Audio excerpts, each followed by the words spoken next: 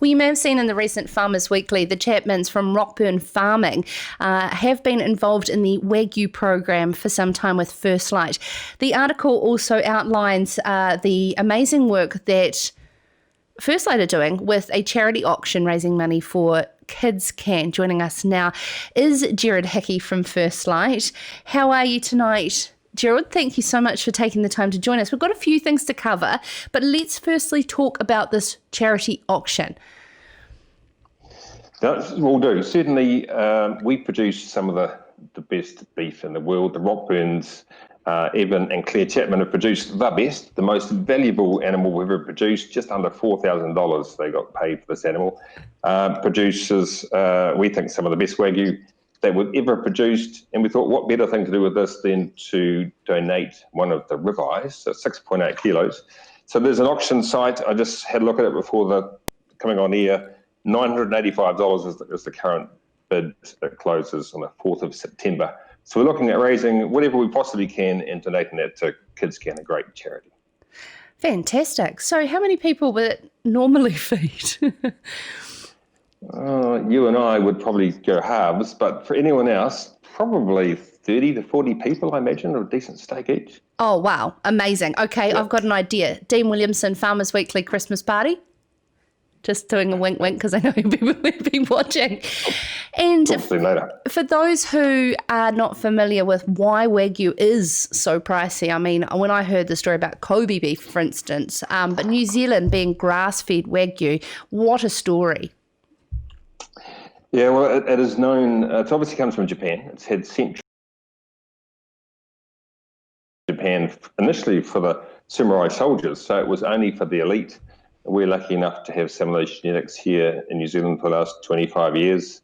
We're the only people globally producing enough grass, but it's a unique, highly marbled, and with that, therefore, a sweet, nutty flavour, very juicy, very luxurious.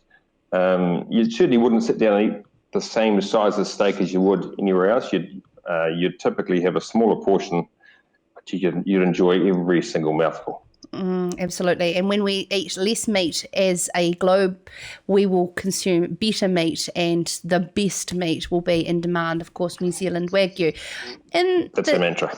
Yeah. In this particular article, the newsmaker in Farmers Weekly's paper this week, there is a lot of different perceptions around the farm management of Wagyus and a lot to overcome. What are some of those things that do you think the misconceptions farmers have about taking on finishing Wagyu? Just like what you just mentioned, it's really, are we in the volume game or are we in the value game? So yes, certainly for a Wagyu calf, you'll pay a bit more money, probably $150 more to buy the calf to start with, and then they need to be fed well throughout their lives. But out of that comes a high value carcass or animal at the end. So certainly you get the value between buying and selling, and you get certainty with it, certainty of price. So it's more about, are we producing value or volume? Certainly if you're looking at dollars per hectare or dollars per farm, we think Wagyu can more than stack up. And from an animal as a breed perspective, what do they like to handle? Oh, they're lovely. I get almost daily videos and pictures of our farmers, specifically the Wagyu dairy cross, but also some of the Wagyu Angus cross, where they're scratching between their ears, or the temperament really is a key attribute of the animal. Remembering that largely hand-bred, the dairy cross ones are hand-bred, so that helps as well.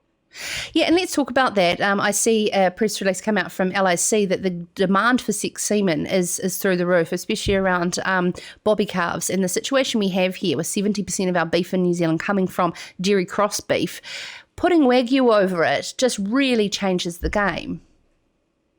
Yeah, LIC is an important business partner of ours, producing our calves from over 400 farmers, 400 dairy farmers. But isn't it amazing that we can get this best beef in the world, being the Wagyu breed, put it across a Kiwi cross cow, or an Angus again, but a Kiwi cross cow, known for its perhaps yellower fat and those sort of characteristics, but producing what is some of the best beef we've ever seen.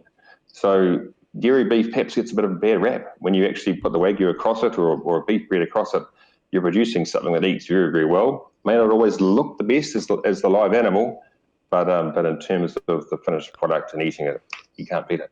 And what about different markets? We spoke earlier to Black Holgate around what's happening in the UK, even though it is a small market in comparison to the demand for our beef in the US, but also where China's at with Brazil coming back. For this particular high-end premium New Zealand beef, what are your major markets and more easier than others? Well, because we're the only people producing grass-fed Wagyu, 100% grass-fed Wagyu, really need to go to markets that are going to pay more and want the whole grass-fed story, which is antibiotic-free, GMO-free, all of those sorts of attributes. And that tends to be both here in New Zealand, but also we've found the west coast of the USA, certainly parts of Europe like Switzerland, perhaps into the UK itself. But China we'd still see as largely looking for and preferring a grain-fed product rather than a grass-fed Wagyu. So markets that are really wanting to buy the best, but also care about the planet and the animal and the people that grew the products, such as the Chapmans. Now let's turn to venison. There's an article here reading, sell venison or risk loss. Deer farmers are being advised to take the going price for chilled venison, which has plummeted. You've been in the venison game a lot longer than Wagyu. What's your thoughts as a meat marketer of this volatility around the venison market and why it's been hit so hard? Well, just while our Wagyu business is into retail and into e-commerce or home delivery, our venison as an industry is largely into food service. And so we all know what's happening with restaurants around the world. So certainly it's a tough gig, venison, right now. But it's pleasing that we've got an opportunity in the chilled season, which has already commenced through to end of October. And I see our bookings are double numbers. So we've gone to our farmers like other companies have and said, look, there's an opportunity here where we can definitely sell your product. We can pay you a reasonable price for it, although less than last year, still reasonable price, and please get them in. And we've had a great response. So we'll process double our normal numbers during that time. After that, there really is uncertain times. We're just waiting to see where the food service market goes, where the restaurants open throughout Europe. Unfortunately, it's a game of patience, but got absolute confidence that it will come right, it will come back. And we're all investing in retail and new markets along the way. So the industry will be a lot stronger from it, but it's a tough gig waiting it out, I'm afraid. Yeah, I mean, let's be honest, moving into e-commerce was naturally the future for our products to achieve higher and higher value. How has First Light's business been affected by the cost of air freight? We try not to use air freight. So we've got a wonderful product here in New Zealand, haven't we? And one of the attributes is that we can ship it chilled by sea and still have 50 or 60 days left. So we tend to go by sea, and so sea has been largely uninterrupted so far. We've got our state club in North America. We've got 400 members now, so we're delivering every month to those members' doors, whether it be Wagyu or whether it be venison. We've got 300 people on a waiting list now to join that club. So we're really in a good, and we think that we'll actually be able to grow this a lot quicker than it would have been otherwise. So that's one of the silver linings of COVID, but obviously there's a few other hills to climb on the way, I'm afraid.